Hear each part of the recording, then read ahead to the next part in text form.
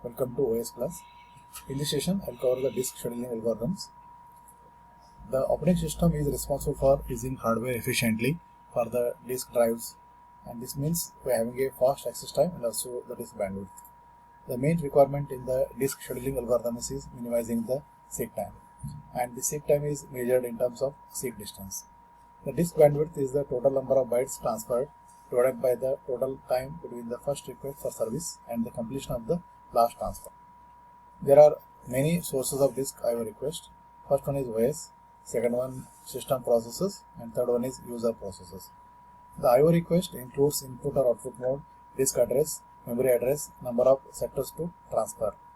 The OS maintains queue of request per disk or per device. Idle disk can immediately work on I/O request. Busy disk means work must queue. The various optimization algorithms only make sense when a queue exists. The drive controllers have small buffers and can manage a queue of I/O request. Several algorithms exist to schedule the servicing of disk I/O request, and the analysis is true for one or more platters. So we'll take one example. The request queue is 0 to 199. The queue is 98, 183, 37, 122, 14, 124, 65, 67, and the head is pointing to 53. The first algorithm is first come first serve, and the queue available is 98, 183, 37, 122, 14, 124, 65, and also 67. We have to sort these numbers and we have to write these numbers on this line.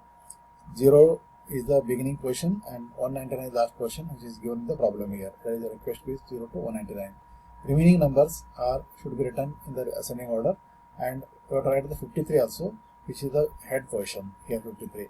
Therefore 14, 37, 65, 67, 98, 122, 124, 183, they come under the queue here, and 53 is the beginning head position, and 0 and 199 are the beginning and also end points.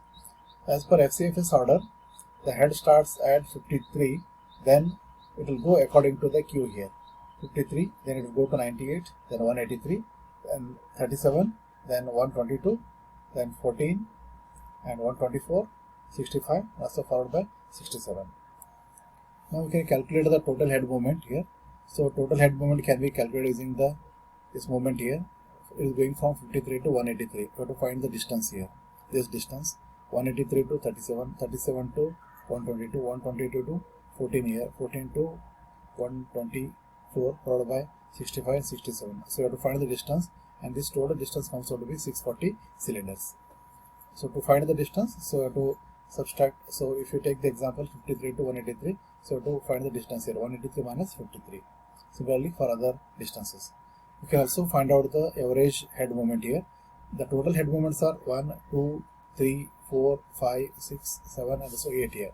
Therefore, you can calculate average head moment as total 640 cylinders divided by 8, which is equal to 80.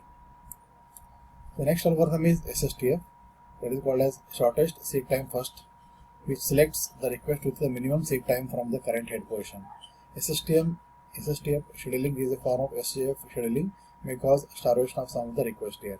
So here you see the example here, queue equal to 98, 183, etc. Head starts at 53. So again, you have to write the beginning position and also end position here, and you have to write this request in the ascending order, and you have to write the 53 here. So from 53 you have to compare the neighbors, that is 65 and also 37, the left and right neighbors here. Out of that, 65 is the nearest compared to 37. Therefore, the head will move towards the 53 to 65 here. Then from 65 again we have to compare.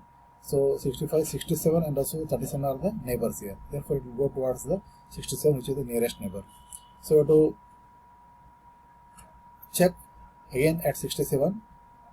67 we are having the 98 and also 37. Out of these two, so 37 is the shortest here. Therefore, it will move towards 37 here. Then 37, the nearest is 14. It will go towards 14, and there are no other requests in the left side. So the nearest one is now 98, then followed by 122, followed by 124, followed by 183. For this also we can calculate the total head moment here. The total head moment is from 53 to 67, 67 to 14, 14 to 183. So these three distances you can calculate, and this comes out to be 236 cylinders here.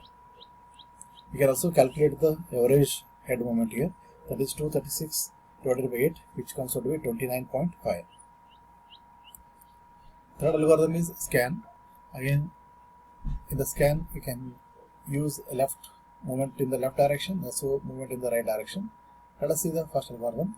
The disk arm starts at one end of the disk and moves towards the other end, servicing request until it gets to the other end of the disk, where the head movement is reversed and also servicing continues here. The scan algorithm is also called as the elevator algorithm. So we'll see the example here.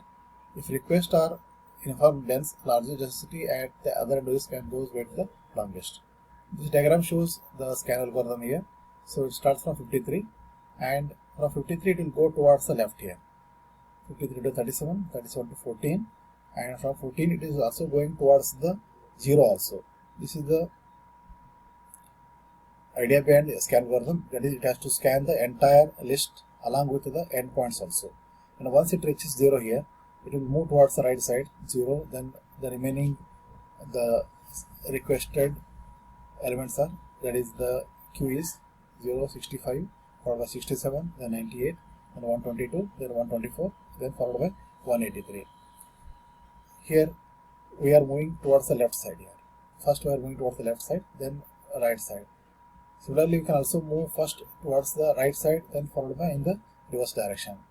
So if you use the left here, the total head movement is, that is 53 to 0, 0 to 183. So it comes out to be 236 cylinders. So you can calculate the average head movement here. In this case, the average head movement can be calculated using the 236 divided by 8. If you observe the 8 head movements, but if you compare, if you see this movement also, so the total number of head movements will be 9. So if you consider the 8 head movements, so average head movement will be 236 by 8, which is equal to 29.5. And if you consider the 9 head movements, it comes out to be average equal to 236 divided by 9, that is 26.22. Now suppose if you move the head first towards the right, that is 53, 65, 67, 98, 122, 124, 183, then 183 to 199 also, and in the reverse direction, so we can go towards the 37 followed by 14. If you perform this operation, the total head movements will be 331. Then you can calculate the average head movement here, that is for 8 head movements 331 by 8, that is 41.37, and for the 9 head movements 331 by 9, that is 36.77. Therefore, the scan algorithm can be performed in the two way, that is, either you can move first towards the left or you can move first towards the right side. The variation of the scan algorithm is the look algorithm. In the look algorithm, we are processing similar to scan, that is from first 53 to 37, 37 to 14, but 14 to 0 can be avoided because 0 is not a required operation. Therefore, once it reaches 14 here, it changes the direction, it moves towards the right side, that is first 65, 67, 98, 122, 124 followed by 183. So this part is avoided here, and we can again solve the problem either using the first moving the head towards the left side or moving to the right side here. And in this case, if these endpoints are avoided here in the scan algorithm, this algorithm becomes a look algorithm, and for this the total head movements will be 208. And now suppose if you move the head towards the right first, that is 53, 65, 67, 98, 122, 124 followed by 183. We are not moving the head from 183 to 199 because 199 is not a request here. And once it reaches 183, we move from 183 to 37 followed by 14. If you perform in this way, this is the look algorithm. The total head movement will be 299. Therefore, the look algorithm is a variation of the scan algorithm where we avoid these last points which are not necessary, and we reach the point until only the requests are available. The next algorithm is C-scan algorithm. It provides a more informed wait time than scan. The head moves from one end of the disk to the other, servicing request as it goes. When it reaches the other end, however, it immediately returns to the beginning of the disk without servicing any request on the return trip. It treats the cylinders as a circular list that wraps around from the last cylinder to the first one, and how to calculate the total number of cylinders here. The C-scan, you can observe here, we are having 53 is the beginning position, 53 to 65, 67, 98, 122, followed by 124, 183, and it goes to the end of the this cylinder also, that is 199 here, because it is a part of the scan algorithm. And once it reaches 199, it goes to 0, and again it starts processing in the reverse direction. So during this movement from 199 to 0, it will not process any request here. Then once it reaches 14 here, and it will process remaining request in the forward direction, that is 14 followed by 13. For the circular scan, you can also find out the average head moment here and also total head moment. So total head moment for the C scan is 382, that is from 53 to 199, 199 to 0, from 0 to 37. It is 382, and the total head moments are actually 8 here. If you consider 8 head moments, it comes to be 382 divided by 8, it comes to be 47.75. But if you see the list here, we are having 1, 2, 3, 4, 5, 6, 7, 8, 9, 10. If you consider the 8 head moments, it comes to be 382 divided by 10, that is 38.2. Let us see the variation of the C-scan algorithm, that is C-look algorithm. The C-look algorithm looks similar to a C-scan, that is 53 to 65, 67, 98, 122, 124, 183. So 199 is not a request here. So once it reaches the end, last request 183, it reverses the direction towards this end here, and it will not go towards the 0 here, because last request is at 14 here. It will move from 183 to 14, and once it reaches 14 here, it reverses direction, it reaches the 37 here.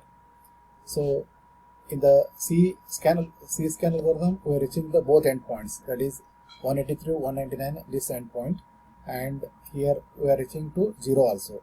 These two endpoints can be ordered in the C-look algorithm, that is once you reach the 183 here, 183 it goes to 14 followed by this 37 here. And if you use this C-look algorithm, the total head moments are 322, and you can also find out the total and also average head moments here. So we can find the average head moment as 322 divided by 8. In this case, the average head moment will be 322 by 8, which comes out to be 40.25. C-look algorithm, which I discussed, look a version of scan, C-look is a version of the C-scan. Arm only goes as far as the last request in each direction, then reverses direction immediately without first going all the way to the end of the disk. So to calculate the total number of cylinders also, that is total head. Here you can see the C-look algorithm. Initially it is pointed at 53, 53, 65, 67, 122, 124, followed by 183. So in the C-scan algorithm, we are moving towards the last point also, but in the C-look we stop at 183. 183 it goes back to 14, and we are not going towards 0 also in the C-look algorithm, but in the C-scan we go towards 0 also. Once it reaches the 14 here, and we process the request in the forward direction, that is up to 37. And if you use this, the total head moments will be 322, and average head moment will be 322 divided by 8, which comes out to be 40.25, because the total head moments are, so here you can see 1, 2, 3, 4, 5, 6, 7, and also 8. The selection of a disk scheduling algorithm. The SSTF is common and has a natural appeal. Scan and also C-scan perform better for systems that place a heavy load on the disk. They are also having the less starvation. The performance of the disk scheduling algorithm depends on the number and types of the request here. Request for disk service can be influenced by the file allocation method and also metadata layout. The disk scheduling algorithm should be written as a separate module of the operating system, allowing it to be replaced with a different algorithm if necessary. Either SSTF or loop is a reasonable choice for the default algorithm. And for the low latency, it is very difficult for the OS to calculate. How does disk-based queuing affect OS queue ordering efforts? Again, it depends on the type of OS.